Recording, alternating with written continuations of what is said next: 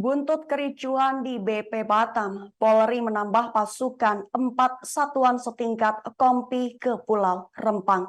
Bahkan tak sebatas itu diakuinya bahwa pasukan akan terus ditambah dan disesuaikan dengan eskalasi ancaman yang terjadi. Hal itu dikatakan oleh Kapolri Jenderal Listio Sigit Prabowo kepada wartawan pada Kamis 14 September 2023. Walaupun begitu, ia akan memprioritaskan pendekatan sosialisasi dengan masyarakat dalam penanganan persoalan. Sebab menurutnya kericuhan yang terjadi disebabkan lantaran adanya kesalahan komunikasi. Sehingga menurutnya memerlukan keputusan-keputusan yang lebih komprehensif.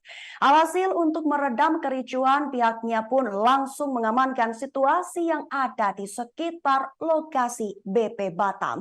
Artinya pihaknya mau tidak mau harus mencegah bentrokan terjadi lagi, mengingat ada penyerangan juga terhadap anggota mereka.